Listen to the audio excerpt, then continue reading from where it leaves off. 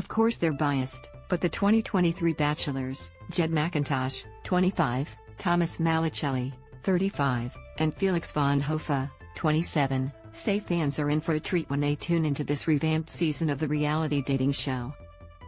I would be surprised if anyone could top it, Felix tells Women's Day.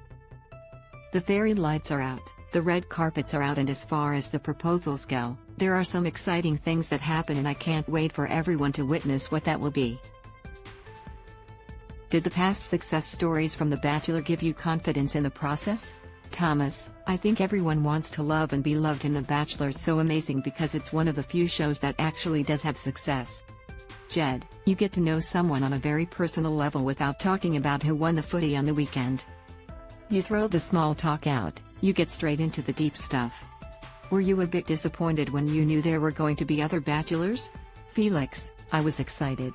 I come from a team sport background, so I've always thought everything is better done with your mates by your side. And, of course, we didn't know who was going to be by our side at that point, but it's all turned out pretty well. Thomas, we're very close with each other, and that was one of the great things with this experience, having each other, and thank goodness we all get along. This was unlike other seasons. We had the chance late at night to debrief with each other and discuss and give each other advice. Were you expected to propose? Felix, we were told beforehand that was the intention. But no, we definitely weren't forced to do that at all. Jed, you can progress the relationship at any rate you want.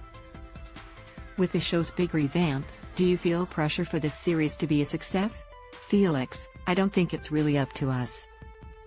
I think our part has actually been to find love. And that's why we're here. We're not here to make a show a success. We're here to find a partner. Thomas, people want to see a love story, and they want to see people be genuine, and I definitely know they're going to see that. This year the show moved to the Gold Coast, and the Bachelor Mansion was a $14.5 million pad. How was that? Felix, absolutely amazing. The funny thing was you'd have this amazing view in the morning, and yet you just stumble out and make yourself breakfast and sort of forget that you've got the most pristine view of the Gold Coast. Was it hard going back to normal after a taste of the high life? Thomas, yeah. It was tough to get back to the ground level, but we slowly adjusted. Laughs. It appears some of you face rejection this year, rather than you just sending the girls home. Was that tough? Thomas, no. I think it's great to actually show that it's not all up to us, you know? To date someone is a choice between two people, and if someone's not feeling it, then they have every right to leave. Felix, of course nobody likes rejection, but it's a part of life, and it's something that we have to learn. And I think with grace and empathy, we can always learn that there are two sides to every situation, especially a relationship. And that's okay, Jed. You know, some people go in for a profile, but I think it added to the authenticity of this season, that some girls were like, you know what? I'm looking for something here, and I don't necessarily find it in this person. Now, plenty of people could continue through that process and just keep going on the show. But I think it just showed everyone was in it for the right reasons. Do you all have different tastes in women, or did the attraction cross over? Thomas, we are three very different men, but we have similar core values, so in some cases, yes, our taste can be similar. Ooh. Sounds like drama is ahead. Are you surprised at how emotionally invested you got in the show? Thomas, oh God, yeah. So surprised. You forget about the cameras very quick.